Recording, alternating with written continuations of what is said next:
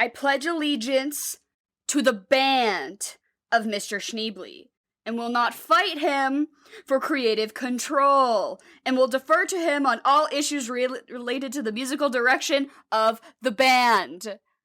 Hello, and welcome to The Swamp. The Swamp is an acronym. Stands for some whack-ass movie podcasting. And today we're fucking talking about School of Rock, bitches! Can you tell who's really excited to be talking about this movie today? This is one that is just, it's gonna leak through a little bit that I love it and you just like it. Yeah. Well, when we were talking about doing this, you were like, oh yeah, I'm just gonna microdose it in my brain, because you can pretty much just watch it entirely back in your head. I know, it's one of those that, like, I did rewatch it to be professional and everything. Yeah, of course. But we're not an amateur podcast. Well, that's, to be debated. But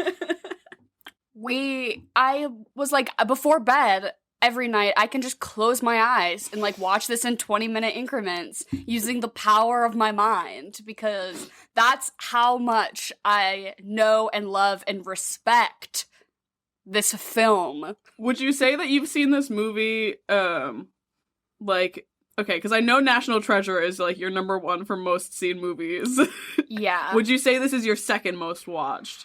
Oh, I don't know about, well, okay, Here, give me a guesstimate. About how many times would you say you've seen this film? 40. 45. You didn't even have to think.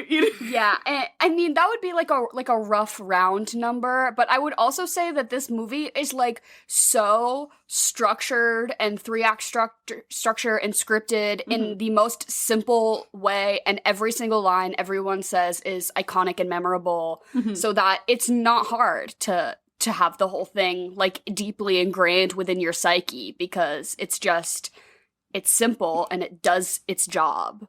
It is effective. No, fair enough. Because I watched this movie, like, a couple of days ago or something like that. And usually, like, once I've done that, I'm like, okay, it's kind of left my brain a little bit. This one's still there. She lingers. Yeah. I also think, I don't know, just, like, the cultural presence that this movie has, even if you haven't seen it 45 times like me, it's been, like, osmosised through your Twitter feed enough times that it's just, like, constantly, like, popping back up. Yeah, because I'm the exact opposite of you. This is only the second time I've ever watched this movie. That's fucking crazy. First time I watched it was with you. I know, and I said, it's fucking crazy, you've never seen this movie. It was one of those situations where I'm like, you are in for the ride of your life, get ready. And then I was like, I wasn't even watching the film, I was watching you the whole time. And you, like, you behaved the way that was, like, pretty reasonable for somebody who's watching this kind of, like, 2003 comedy, Jack Black. It's not the Mona Lisa, but it's my Mona Lisa. Well, it's just tough because I think the first time I watched it, I was, like, 15 or something like that. So I don't have, like, that childhood attachment to it like a lot of people do. I guess. I just think this movie is brilliant. And I will say, I think there are a lot of parts of it that are kind of outdated. Very 2003, did not age well. But I will defend this movie to the grave, because I think that there are parts of it that are so fucking on the nose and good, and so shocking that this came out in 2003 and was, like, doing certain things that it was doing, that I think it offsets some of the negativity personally, but then also my viewing experience is very much informed by, like, love and nostalgia, so there's a huge bias here. Yeah, absolutely. Yeah, if you can't tell, I fucking love this movie. I, like, sent you a list. We were like, okay, maybe, like, quick brainstorm. I sent you a list of, like, 5 movies, and I was manifesting so hard around School of Rock, and you were like, yeah, School of Rock, that one sounds good, and I was like, yeah, fucking yeah, get it. Oh, I was so excited. Like, just did not put it at the top of the list at all, trying to, like, push it. But I hope that y'all at home are excited to hear us talk about this too, because a handful of people have suggested this. We've also been requested to do a whole Jack Black month, which to me and for me would be brilliant and amazing, but I do think it would get very hectic very fast, you know. So I think we should disperse our Jack Black love over the course of a longer period of time. But yeah, I think this is our first. Is this the first Jack Black movie we'll ever being covered on the pod? I think so. Yeah, well, you've definitely talked about Jack Black a handful of times. Yeah, because I'm obsessed. You're obsessed. But yeah, this is his first movie that we've covered for sure. So do you want to give a quick recap, considering that you pretty much have the entire script memorized? Right. I'll try to be even faster. What I feel like my fastest one was maybe was it Sister Act or what? There was one that Sister I really Act. Banged out in like a minute and a half, and I was very proud of. You didn't even have notes on it. Yeah, Sister Act was a good one. All right. Okay, I'll try to be even more efficient with this one. Right. Okay, so Dewey Finn is a kind of failed rock star loser adult man, and he's living with his roommate and his roommate's girlfriend, and he's like not really paying his rent, and he gets kicked out of his band because he's too much, he's extra, doing the most. And so then he decides to do an identity theft and pretend to be his roommate so he can be a substitute teacher at a prep school, so he can make money, so he can pay rent, so he doesn't get kicked out, right? Then he goes and he's like, this is just gonna be easy, I'm gonna cash it in. But then he meets the kids and they can all play music, and he's like, oh my god, this is my passion. So then he's like, oh, I'm gonna teach you guys how to be rock stars, and we're gonna do Battle of the Bands. But secretly his ulterior motive is he's like, if I can get these 12-year-olds to win Battle of the Bands, then I'm gonna get like 20 grand, and that's gonna fucking rock. But then it turns out, oh my god, the power of teaching, he really inspires them and they inspire him, and it's so great, and he teaches them how to rock and roll, and they're all uptight private school kids, and then he teaches them how to let loose and play music, and it's really great. And then he gets caught by the police, and they're like, this is identity theft, you need to go home. And so then he goes home, but then the kids say, no, we need to play the show. And so then they go and they play the show, and it's so good.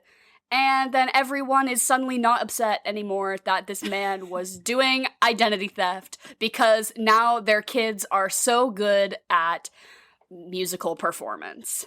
Yeah, that was a really good one. Yeah, no. I'm impressed. You really covered all the bases, too. Usually, it's really simple. It's a very simple movie. Yeah. The plot is identity thin. theft. That was one thing. When I was, like, watching this movie, I was sitting there, and I was like, because Dewey is played by Jack Black, and he takes, like, his roommate's Ned Schneebly. So he takes on his identity and all that whole thing. And, like, at one point, like, Ned finds out. Or, like, yeah, Dewey, like, tells him, he's like, yeah, hey, I've been doing this thing where I'm pretending to be you. If I was Ned, I would have killed Dewey and then just killed myself. What? I would have been like, great, man. Keep doing you, as long as you're paying the rent. Do you know what that implicates, like, for you, if you're the one that's had your identity stolen? And you're just hanging out? Guess. Like, would I have told Sarah Silverman about it? No. I would have handled it on my own. Which was also so weird to see. Like, Sarah Silverman popped up, and I was so confused. So jarring. I mean, we can get into, like, how horrible every female character is in this movie later, and that's definitely the 2003 of it all that I do resent a little bit from this film. But yeah, she's like a jump scare and not that I don't love Sarah Silverman, but it's just like, what, who, how, why? Like, I know she was probably just friends with Jack Black kind of thing, but like... Right? Yeah, they're both kind of, like, on their comedy up and up at this time. Yeah. This was really Jack Black's, like, first, like, big starring major. Like, this really put him on the map as, like, that sort of characteristic, like, goofy physical comedy, but also, like, kind of gritty but funny thing that he has going on. I don't know. I feel like all Jack Black movies are like very... I don't think I've ever heard anyone call Jack Black gritty before. Well, not gritty, but like maybe like not traditionally funny. I don't know I don't know how to describe Jack Black as he just like does high kicks. And it does it for me. Oh my god, no. That's one thing that I realized. I said, he is nimble in this movie. That man can move. Like, I was kind of shocked. Like, that, like, doing gymnast level, like, kicks. I swear to God. Yes. He could have been a Rockette. Yes. I wonder if he trained with them for this role. No, I think he's just, I think nimble's a great word. I think Jack Black is just a nimble man. Which is just surprising. No, because I feel like in all of his movies, he'll like whip a somersault out of nowhere, and you're like, what the fuck? But it's really what cements his comedic style to me. Yeah, gritty's not the right word. I just meant like somersaults. Those are two very different things. Like, what does a CV look like? You know what I mean? It's like, can do a backflip if required. Right. But pretty interestingly, a little bit of like history and background for this movie. So the guy who plays Ned Schneebly wrote this movie.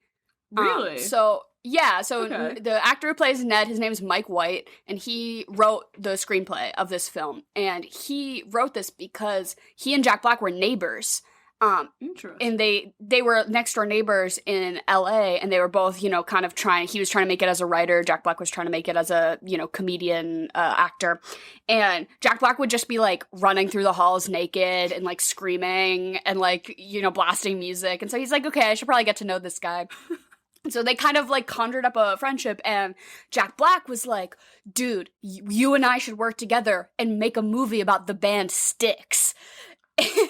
Oh my and God. he was like, you can write the screenplay and like I'll be in it and it can be about Styx. And Mike White was like, no, but hearing Jack Black talk so passionately about music gave him the idea to write a movie in which Jack Black is this kind of eccentric music teacher. So that's like kind of where the inspiration for the movie came from. And then obviously it changed a little bit as it got like picked up by studios and producers and all that.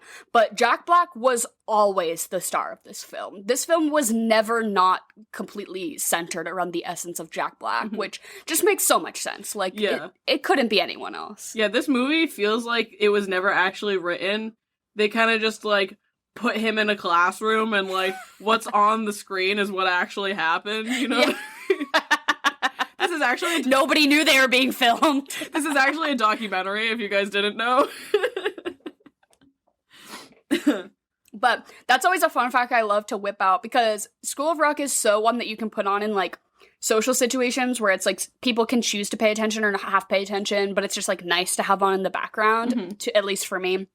And I love to whip out the, like, oh, you see Ned Schneebly? He's the guy who wrote this movie.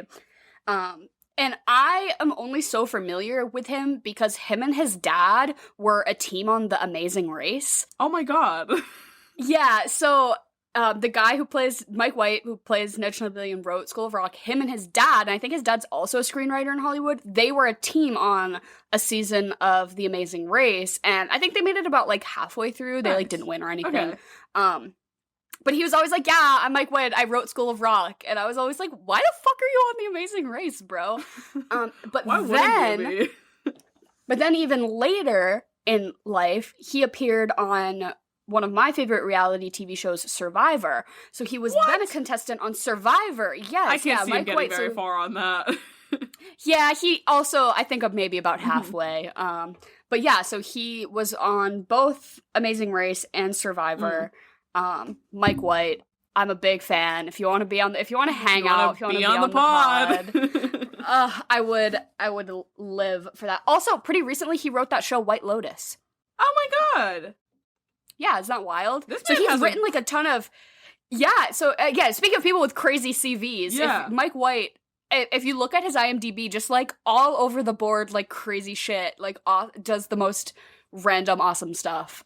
That's insane, right? Sorry, now I'm on in my head. I'm on a tangent. I'm like, what if we did The Amazing Race? Oh my God, I always like feel like the best compliment I could give to a person is when I say, I think you and I would be a good team on The Amazing Race, because like you need to have the balance of skills.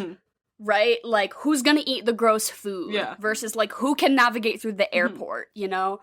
Like, neither of those things are me, so... I could maybe eat the gross food. Navigating through the airport might be a little tough. But every new person I meet, I do evaluate in my head how them and I would perform on The Amazing Race together.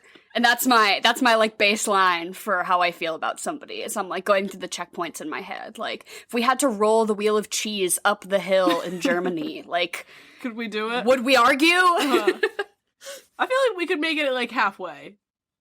Yeah, I think we'd be like fan favorites, but we would totally not win. Yeah, no. You know that like iconic one where that girl's trying to like shoot a pumpkin and it comes back and smacks her in the face kind of thing? That's the kind of team we would be. Yeah. Like a mess, and we'd come in like almost like just like second to last every week. Yeah. We'd be like, I don't know how we got this far.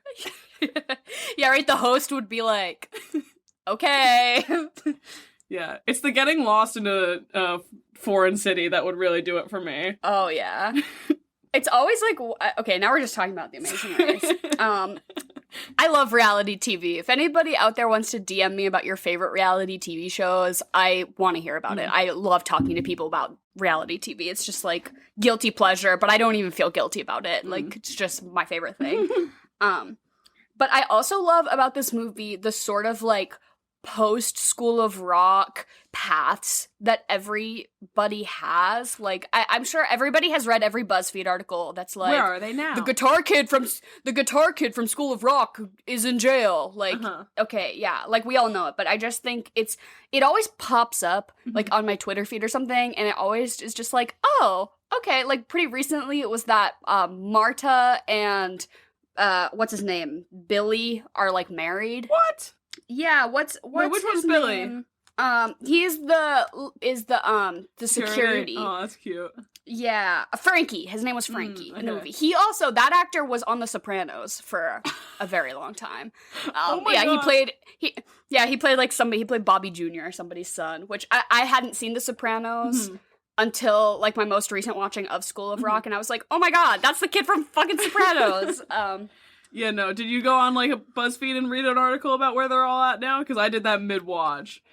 Yeah. I knew, I had recalled seeing on Twitter the thing about Marta and Frankie being married pretty recently, and like obviously how they met on the set of School of Rock. And then I think I know the most infamous one is that the guitar kid got arrested for stealing a bunch of guitars and amps from like a guitar store, and his like mugshot was on every BuzzFeed article ever, like the guitar kid from School of Rock got arrested for stealing guitars. Isn't that crazy? Yeah, no, I did see that. On a sad note, the kid that played I forget what his name was, the drummer, Freddie, yeah, he died. Spazzy McGee. He died this past year. Rest in peace. In May. He was on his bike and he got hit by a car, which is really sad. Yeah. He had gotten his degree in music for percussion and was like doing a bunch of like stuff in Chicago, like being in bands and stuff. So it's really cool that they cast a bunch of kids. All these kids really played their instruments. I was gonna ask that because I wasn't sure. Yes. No, all these kids, they got kids who could really play, because I think that was the director's, he was like, I don't really fuck with, like, this whole working with kids thing, which is funny, because then he ended up directing Boyhood, which is... Oh my God! Yeah, right? So weird. But he was like, he's like, if we're gonna get these kids, like, I'm not gonna do this phony shit, like, we're getting kids who can play music. Yeah. Because, like, obviously there are talented, I don't know, child musicians out there. It can't be that hard. Yeah. And I feel like the only one who, like, really went on to do acting is Miranda Cosgrove. Here's the thing is that I think she peaked here. Right. Unfortunately, after this, I think, so this was her first big role. Like, this was her non-commercial first role. I think she was 9. Yeah, she was 9 or 10 here, and then she immediately, so this is 2003, she immediately gets booked for Drake and Josh, which is where I think she peaks. She does this sort of, like, precocious, too smart for my own good child thing here, which is, I think, fucking annoying. But when she does it in Drake and Josh, she's, like, caught, like, wreaking havoc. Yeah, which I love. And, like, I don't know, plotting and scheming and being evil, which I think is just, like, the improved version of her. So, and then everything after that, we can just forget. Was it? All of iCarly, we can just didn't ignore. But I guess she was the youngest kid, and she was like 9 or 10, and then Freddie was the oldest, and he was 15. Really? So these kids ranged from ages 9 to 15, but they're all supposed to be 12. And I do think that it does a pretty good job of... They weren't like fully, it wasn't like Riverdale, you know? Yeah. They weren't 35 and being like, this 5th grade class. Yeah, no, I thought it was done really well. Oh, and then also, as far as, like, people in this movie who, like, interestingly have done something else with their life, so the guy who replaces Jack Black, when they kick Jack Black out and they're like, this is your replacement, his name is Spider, and then at the Battle of the Bands, he's wearing that, like, leather, no titty shirt, and he's, like, flirting with Joan Cusack, and he's like, yeah... He is now the fucking district attorney of Texas. He's like a district attorney in Texas, yeah, which is like so, right? Yeah, so random. Everyone in this movie is just like, has the most random, like, post-School of Rock life. Huh. This entire podcast is just us gonna be talking about what everyone's doing now. Right? But then also, I do love, if you don't know that Jack Black has a band called Tenacious D. Oh my god. Definitely. What rock have you been living under? I love it. And I saw them live. They played one year at Boston Calling.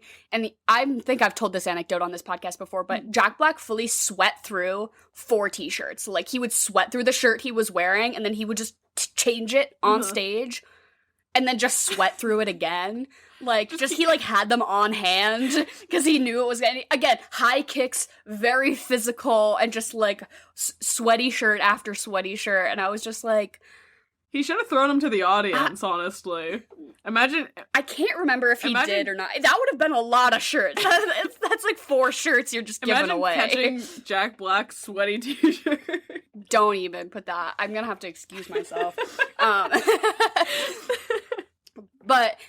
Tenacious D is fucking cool, and I also just like that he was actually really passionate about music and could really sing and play guitar and all that, and that's kind of like where this movie manifested itself from, because then I think that probably also really inspired, like, the kids should really play, and this whole thing should be as, like, authentic as possible, because for a movie that is so, like, three act structure,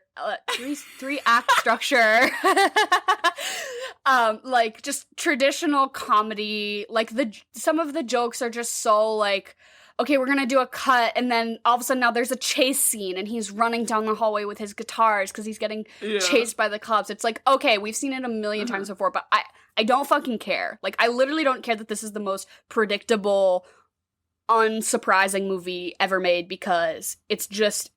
It makes me feel so warm and fuzzy inside. It works.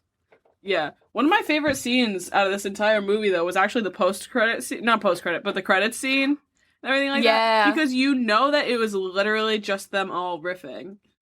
Like, that they genuinely just put all the kids into a room with Jack Black, and they just did their thing, and that was that.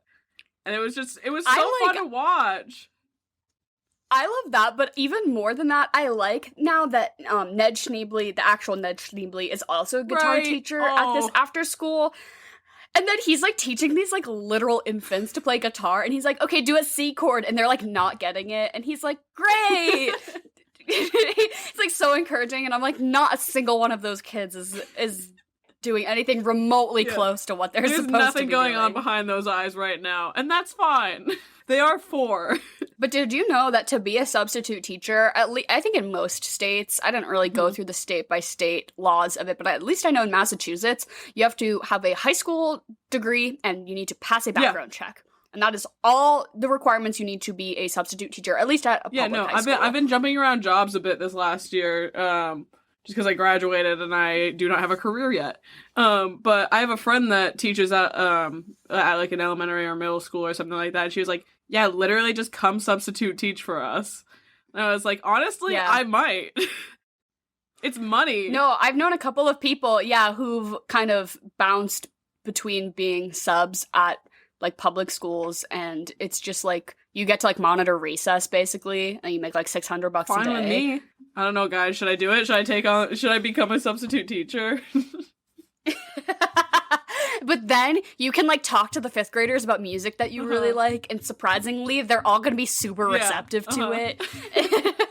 I'm like, if I tried to talk to a group of 5th graders about stuff I thought was cool, they'd be like, shut the fuck up. That's not JoJo Siwa. Like, they'd be like, sorry, that's not TikTok dance, so... That's not Minecraft. I don't know if I'd... Actually, maybe I could relate to 5th graders. I don't know if I'd pass a background check if they look into this podcast. Oh my god. Pretty soon, I'm gonna have to go private on my personal accounts. I did see that, your Twitter. Because I know, I'm gonna... That's the end of an era. So if anybody wants to... I know, right? It'll probably... Once I get a job, what are they gonna do? Fire me for being hilarious? But to land the job... Sorry, I'm a fucking comedic genius. What can I say? I can't keep this locked away. I know, but, like, meanwhile, you look at my Twitter, and it's just me talking about, like, shitting myself at the Cheesecake Factory. Like, I'm sorry. I simply do not have the self-restraint to just not tweet every thought that comes into my head. Most people have a journal. Dara has her Twitter. I'd say go check it out, but pretty soon I will be closing my doors to the public. But this podcast, I also think I just kind of say whatever the fuck I want on here, so take it or leave it.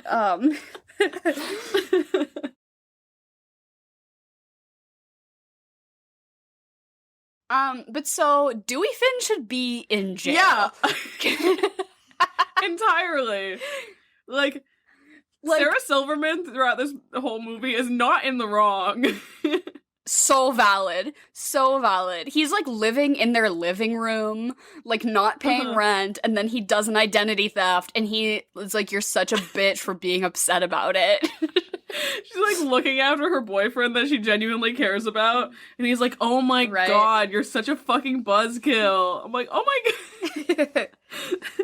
I know, I hate, so the thing about this movie that I will, like, pretty harshly criticize is just, like, every female character is such a shrew, and is portrayed as being, like, a naggy, shrewy bitch of a woman, and the only kind of shred of light we get is that the Joan Cusack, Miss Mullen's principal character, kind of has her, like, humanizing moment where she kind of, like, can relate to Jack Black for a second. But other than that, like, very shrewy, very, like, bitch, I don't know. And then even Miranda Cosgrove, even, she's like, 9 years what we would old, maybe consider to be the bitch. main, right, she's, like, the main, like, girl, child character, I guess I would argue. And she also is, like, Jack Black just treats her like she's a little shrew bitch of a child. And I'm like, she's being pretty reasonable, being like, hey, I'm, like, here at school and I want to learn things. And he's like, shut the fuck up. She said, no learning. Yeah, no, I really liked the Joan Cusack character, honestly. Oh my god, probably, I think my favorite part of this movie 100%. Is Principal Mullins. Yeah, no, there was one scene that just had me fucking cracking up, because I was like, no, I've been this person before. Is when she's getting screamed at by, like, all of the parents and everything like that, and she just has to, like, leave for a moment just to get a grip on things, and she just walks right into a corner and just puts her head in the wall. I was like, yeah, no. That's, like, me anytime, like, people are, like, yammering at me at work. I'm like, can you just give me a moment? I need to step out. I need to do my 4-4 breathing with my head in between a corner. But I also love that, like, the minute Stevie Nicks comes on, everything all is out the bets window. are off. And that is relatable. Every girl, to every woman. That as soon as Stevie Nicks, I'm like, I'm sorry, I'm not me anymore. I'm sorry, I must twirl. I simply must twirl. Stevie Nicks comes on and it feels like I've been, like, flashbanged or something. Like, my vision starts to go fuzzy. I just hear ringing and, like, Stevie Nicks playing in the background. The world's not there. But Jack Black fully takes advantage of a woman dazed by Stevie Nicks. He's like, I know how to, he's like, oh, I know how this is gonna work. Puts on Stevie Nicks, her inhibitions down, and that's when he strikes. That's when he goes in for the kill. Would work on me. He may not be... You put on Landslide, I'll say yes to anything. He might not be a smart man, but he's a clever one. Yeah, no. Fleetwood Mac comes on at the bar, it's over. I'm done. Shots on me for everyone. Everyone gets around. But I will say, I think the 2003 portrayal of women, not great. But I think the thing that, I mean, I know it's like a completely different realm of things being addressed, but I think that the scene in this movie where Jack Black has his little pep talk with Tamika is like light years beyond what we would have ever held to a 2003 movie standard. I think it completely holds up today. And I think it's one of the most like radiantly positive things of this whole movie, because she's like, I'm insecure because I'm fat. And he's like, and he never says, no, you're not fat. He's like, no, you can be fat and beautiful. And also you're talented and awesome and cool. And then when she's like, so why don't you go on a diet? And he's like, I like to eat. I'm like, yes, that is like the attitude, I don't know, we should all be portraying in all works of media around this topic. And I know that it doesn't make up for the fact that they made Sarah Silverman talk like that in this movie, and that they made her just like be a nagging bitch the whole time. But that one like 3-minute scene to me makes up for the shitty 2000, the brilliant 2003 of it makes up for the shitty 2003. Yeah, no, 110%. I think you're so right. There's like also that other scene where it doesn't quite hold a candle to the scene that you're talking about. But when the little piano boy comes up and he's like, yeah, no, I'm not cool, or whatever. And he gives... I love that. I just want to get a pep talk from Jack Black, I think is what it is. Right? No, that scene was inspired by real life, because that kid went to the director and he was like, I don't really think I'm right for this.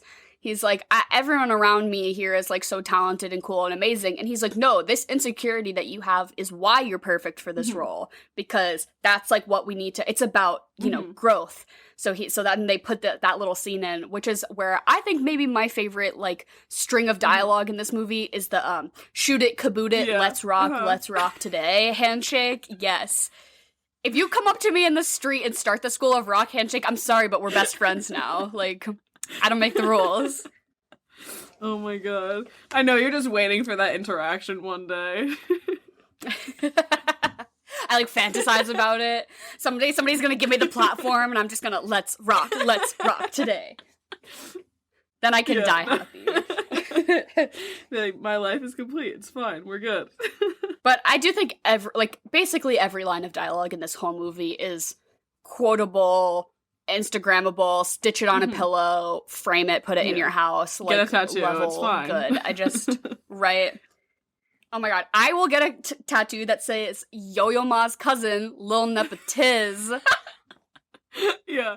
I have no tattoos, but I would get one of that. You should get a tramp stamp. Get that as a tramp stamp. Right? Oh my god. And cello, now you've got a bass, right? Like that, just across my neck. I like that for you. You're across my forehead. You're a fat loser and you have body odor. Yeah, no. Like, yeah, right. That you would get like make one sense. really like just under each boob. You're tacky and I hate you. Like, yeah, right. No, absolutely. Or like Joan Cusack's whole speech in the bar where she's like, and I became the thing I thought I would never be, a bitch, and I'm a big one. I think you should just get that like all the way down your back, like. Like, but like in like a foreign language, and everyone's will be like, oh my god, that's so like deep of you, and I'm like, no. This is from School of Rock. It's just Joan Cusack, don't worry about it. Oh my god. Yeah, that was one of those things, because I don't think I really remembered her from like the first time I watched it, but like when her name popped up on that fucking title screen, I was up. I was like, oh, Joan's here? I didn't realize Joan was gonna be here. Mommy, sorry. Mommy, sorry. No, she's one of those actresses that anytime she's in literally anything, which is not that much for like in terms of like bigger media that like I consume and stuff like that, which is a problem in itself. But anytime she shows up, I'm buckled in. I'm strapped in. Oh yeah. I just know it's going to be a great performance. And every time always is. Yeah. I'm really happy that they didn't make her character and Jack Black's character like fall in love or kiss or something. I think I'd seen somewhere that was maybe like an idea that was thrown around. It got floated. And I think you could maybe argue that there's like a flirtatious nature being detected when they go on that little date with the beers, but I'm like, no, this is the two of them together would just be too much. Oh, absolutely not. It would not work. I need them both for myself separately. Yeah, I've got a lot to say for Fuck, Marry, Kill today.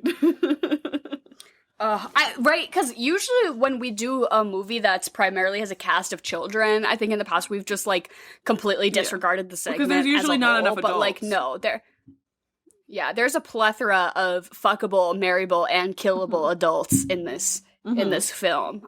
No, you're definitely right. But I just think that this movie's such a positive, like, radiant ball of joy and life, because they didn't have to, like, they could have just made it like he goes through the process of getting the kids to be good at music, and then they like do the show, and it's like cute and quirky and funny.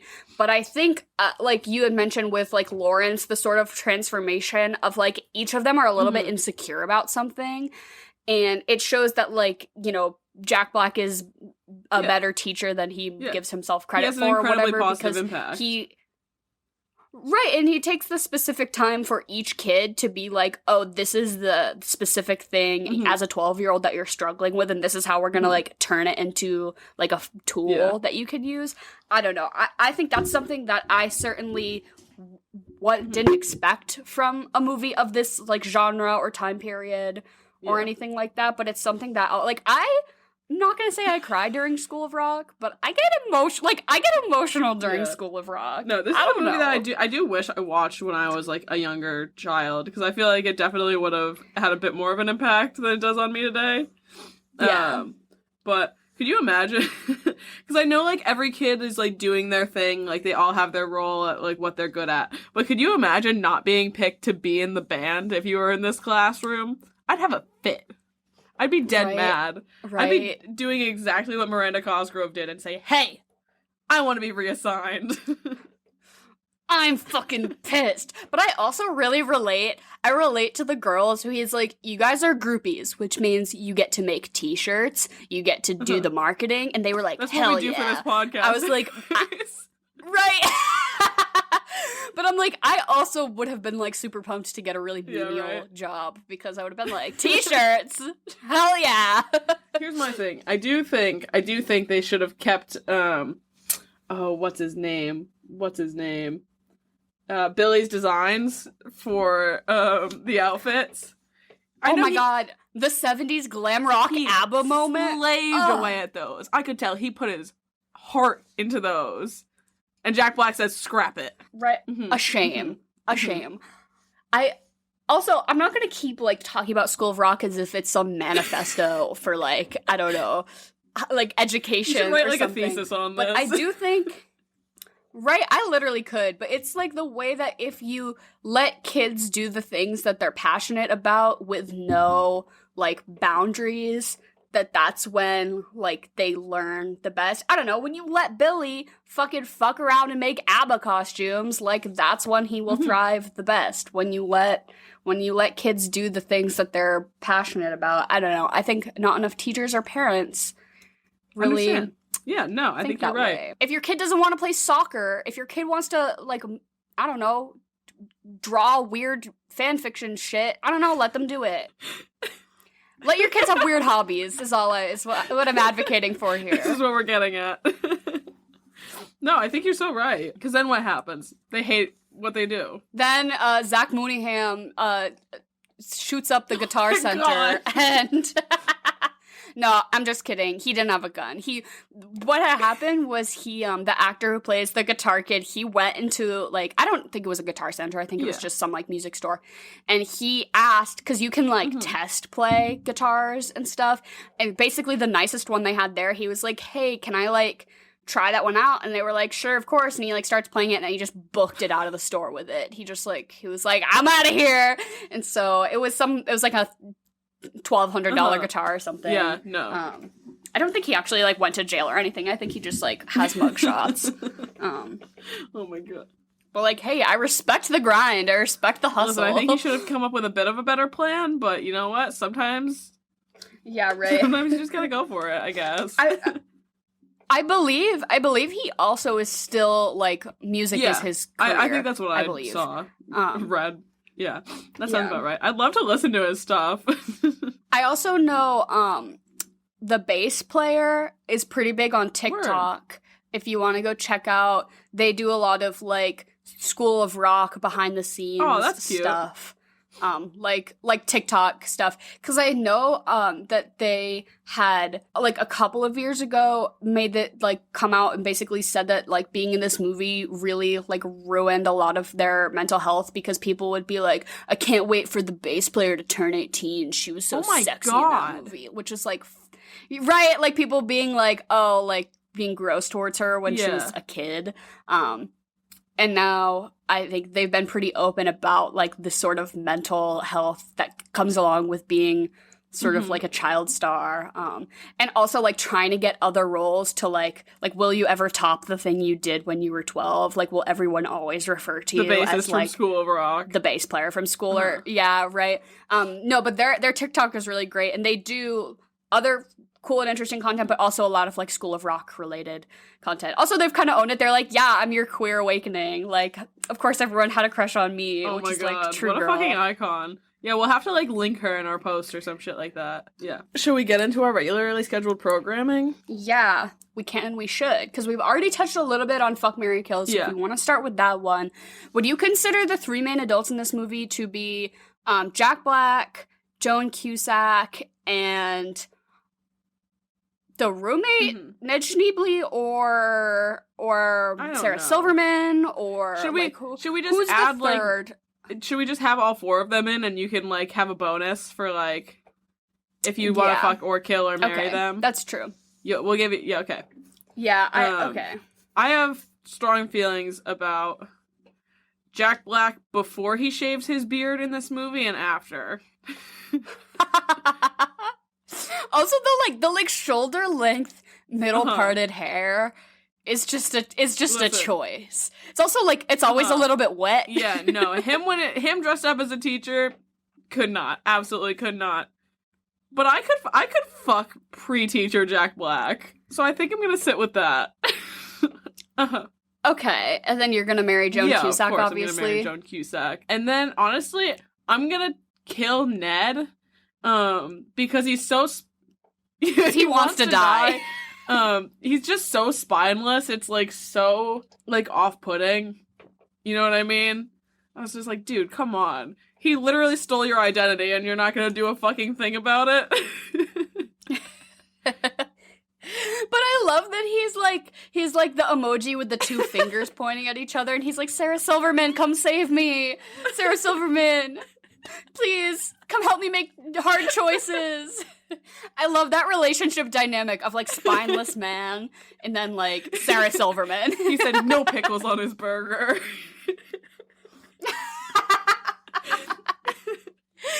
When you walk up to a straight couple and you say, so which one of you is the Ned Schneebly and which one of you is the Sarah Silverman? And for that reason, I'm also going to marry Sarah Silverman, so I'm just going to be in a throuple with Joan Cusack and Sarah Silverman in this. And you know what? I think the dynamic is going to be great. I'm gonna fuck Joan Cusack, and we're gonna twirl around to some Stevie Nicks, and it's gonna be a romp and a half. I'm gonna marry Jack Black because I can fix him. Okay. You're gonna have to explain, like, why identity theft and, like, kidnapping kids isn't okay. Yeah, but just, like, he just needs that little push. He needs not a Sarah Silverman, but, like, me. Me because I want to. And then I'll kill Sarah Silverman, and then for my alternate choice, not Ned Schneebly, but just Mike White, I'm choosing him to be on our podcast. Like that. All right. So it's like a court summons. He's gonna receive something from the government in his mail that's like, you've been summoned to be on this low-rate movie podcast. this 20-year-old girl is a little obsessed with you. I'm gonna be like, so tell me about your time on Survivor, and he's gonna be like, that's really what you want to hear about. Oh my goodness.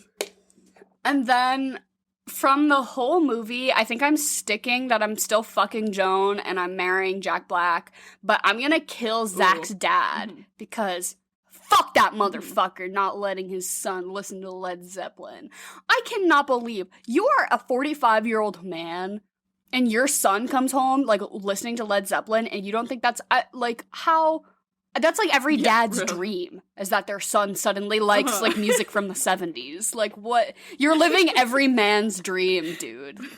How does it feel to live my dream? Yeah, no, that's a good one. I'm still gonna kill Ned, for sure. But I'm gonna still marry, Joan, but I'm gonna fuck, the replacement for, I'm gonna fuck Spider. Spider. Yeah, he's gotta wear that weird leather half shirt, though. I'm gonna steal it afterwards. Exactly. It's a whole plan. This whole thing was a big diversion for me to get the shirt. I don't even know if you can call it a shirt. It's like, it's an accessory. It's like a halter, vest piece. Whatever you want to call I don't know. I was gonna say, if we're allowed to kill kids, I might kill Miranda Cosgrove. But I think Lady Bird, we opened it up to killing minors. No, I'll still kill Zach's dad, obviously. For food and drink, well, right now we're recording this at like noon on a Monday, and I'm drinking a beer because I felt like that is just like this in this movie when the two of them go to that bar and they drink those like huge fucking pints of what looks like warm Bud Light. Why does that make my mouth, like, I literally hate beer, but like, why does that make my mouth water? So I'm having a beer at noon. That's what it is. Right? With a little bit of foam on the top, and also the way Jack Black chugs half of it in the first go. You're like, I have to leave the room for a minute. It looks like it's quenching that thirst. And I think a beer is definitely what you want for this movie. A fat beer. I don't remember eating or drinking anything particularly interesting, but I think the foods that are mentioned throughout the movie is he calls Tamika turkey sub because she like has a desk full of like snack foods. So I guess like, I don't know, a baked sandwich. That's like not particularly interesting. I decided, and either you can make this at home or you can do the restaurant version, which is what I did. I'd say you go out and get yourself like a burrito bowl, because to me this movie has something for everyone. And you know what has that? A burrito bowl. Make your own, do your own thing, customize it. Especially, it's like one of those things, it's kind of like a guilty pleasure, like food, you know what I mean? Oh, which, like, I wouldn't say this movie is guilty pleasure movie, but it's definitely, like, kind of in that vein, almost. For me, it's just a pleasure. I don't feel guilty.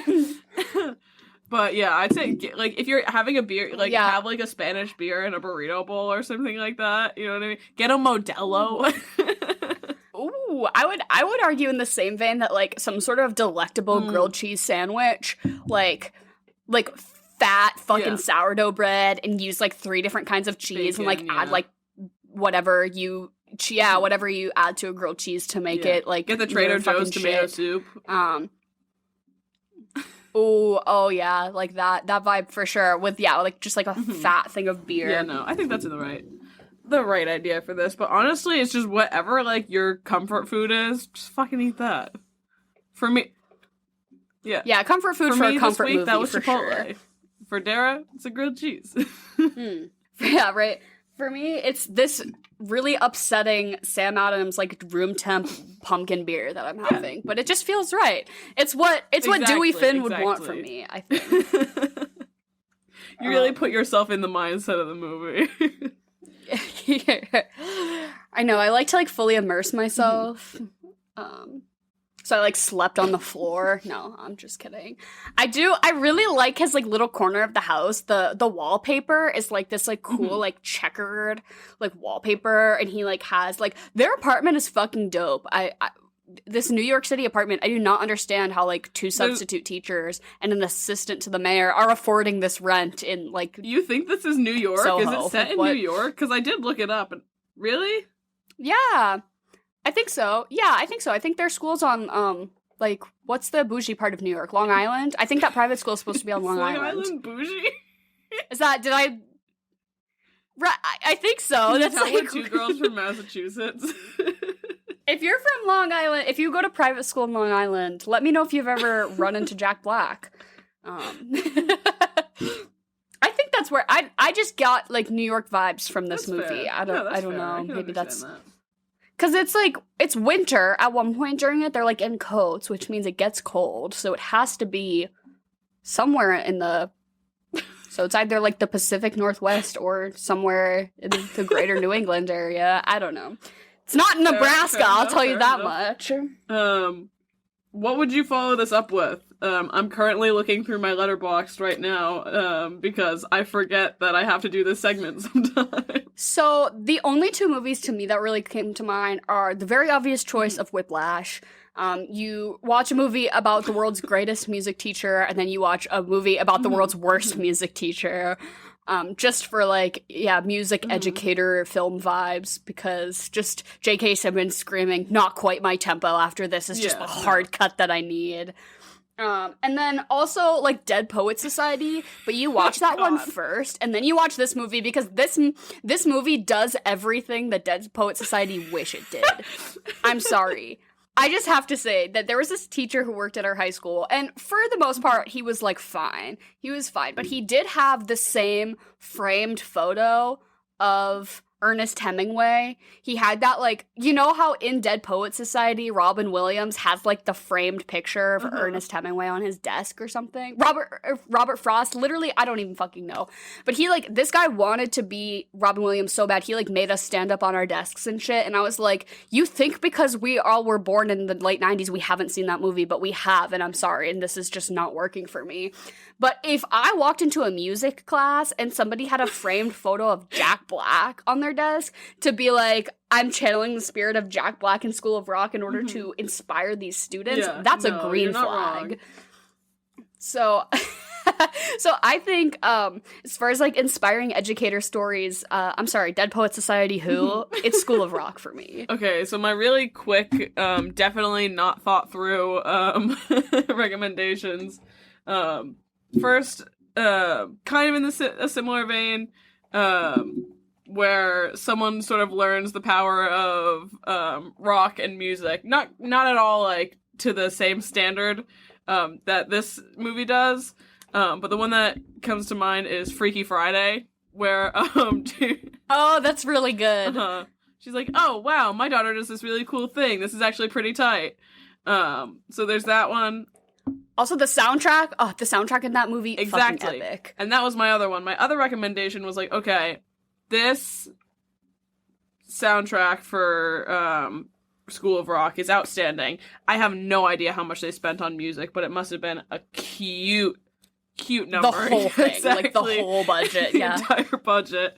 When I was sitting there and I was like, okay, one of my other favorite soundtracks, and sort of a movie that's like pretty goofy, silly, like in the same idea of things, is another J.K. Simmons movie, Juno. I think you should watch Juno after this, because that has one of the best soundtracks, just ever.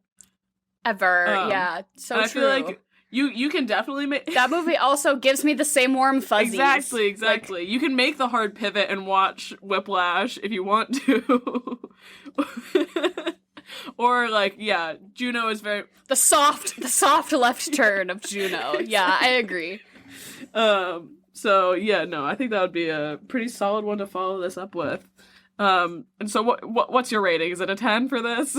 It's an 8. Okay. It's an 8 because I recognize that this movie has its flaws. Also, this movie isn't particularly shocking or daring or doing anything that hasn't really been done before. It's not any sort of, I don't know, spectacular feat of cinema, but I love it. If you haven't been able to tell, for an hour of me just like spewing like how much I think Jack Black is just a cosmic force of like positivity and joy and light, and how I think that that's what this movie is. I know he has said in an interview that he was like, like everybody has their purpose in life, and my purpose was to do School of Rock, and the rest is just like the gravy. He's like, that was the thing that I was born to do, and that I felt like afterwards that I had like fulfilled such a good purpose, and that like he felt so good about it, that he was like, nothing else in my life, like no work I do will ever like matter that much to me. So he's like, so I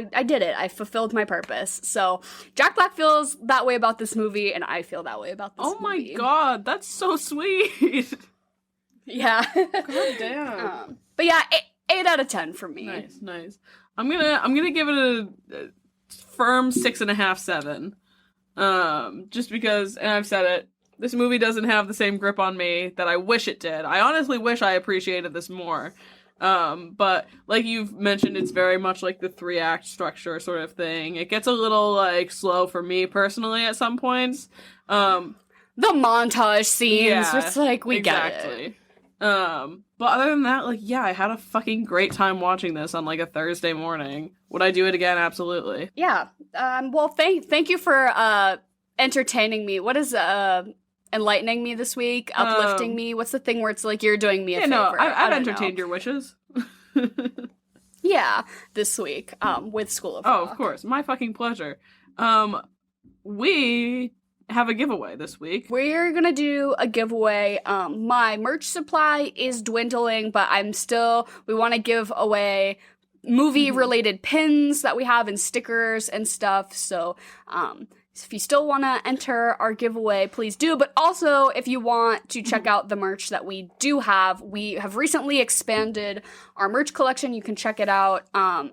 Just go to Etsy and you can type in the Swamp Podcast. Also, the link will be in the description below. The link will be in our bio on social media, all that good stuff. It's very easy to find. But we recently we have stickers, mugs, tote bags, t-shirts, sweatshirts with all sorts of different designs, both related to and adjacent to the pod. So even holidays are coming up. If you want to get somebody a gift, even if they're not a Swamp fan, but if they really like Sister Act, and smoking weed, you can get them the Dream Blunt Rotation tote bag. Like, there's a little something. You don't have to be a Swamp fan, per se, to appreciate some of the silly merch we're putting out. But also, if you have people in your life who are Swamp fans, that's fucking cool. Get them a sweatshirt.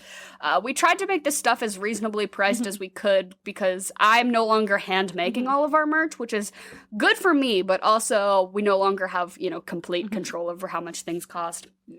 But yeah, go check out our merch, please. But also, if you'd like some things for free, you can enter this giveaway. What's our question? I'd like to know. Okay, and we'll put this up on a story, because or you can probably leave a comment on our post for when this goes up. But I think, what cover would you like to hear the School of Rock do? What song would you want to hear them cover? Oh, that's really good. Yeah. Which song do you wish was in this movie as like a cover moment? That would have been cute. I agree. That's a great question. Yeah. So yeah, enter that. If we'll send you some stickers and pins and some cool little trinkety stuff, because we appreciate you and we appreciate your listenership and you listening to me word vomit about Jack Black for the past hour. Thank you. I just want to do a quick thank you, because we actually hit 30,000 downloads, I think, this week, which is just insane. Hell yeah. Which is what the fuck? We say this every time. Why? We say this every time we hit a new any milestone. Yeah. But this was, we literally just started doing this for fun, and the fact that you guys actually listen to it is really cute and really cool. And also, if you're listening on Apple Podcasts, give us a 5-star. If you don't even have to type, if you want to type a review, that's cute too. We put them all up on our website. Say something silly and quirky or offensive, whatever you want. But you don't have to. If you just hit the little 5-star thing and give us a 5-star rating, that's also very helpful, as we are continuing to try to grow and expand and bring you content every week. And we appreciate you and love you and your listenership. And I hope that you are as inspired by School of Rock as I am, and if you're not, that's okay. I get it. And let us know what you want us to cover in the future. DM us with all your movie suggestions. We keep track of them all. That's so many people were like, please do Jack Black month. And so if there's a film where it snows that you want us to cover, because I think that's our tentative theme for December is movies that have snow in them. Super vague, we know, but it's just like the most widest umbrella we could possibly be casting, so we can just do what we want. But yeah, if you have any snow movies that feature snow, like in any capacity, like Softball is a holiday movie if you want. Movies that feel like a holiday movie. I don't know. Yeah, the same thing we did with kind of with Halloween, like not explicitly Halloween, but maybe give you Halloween vibes. Same thing with Christmas. We're not trying to do Christmas movies. I'm sorry. I will not be. But like movies where there is snow. I will not be talking about the Santa Claus. Oh my God! Don't even get me started. That movie is so many problems. Tim Allen, problematic fave. But. Yeah. As always, links to everything is in the bio below, description below. We love you, we appreciate you, and fucking rock on!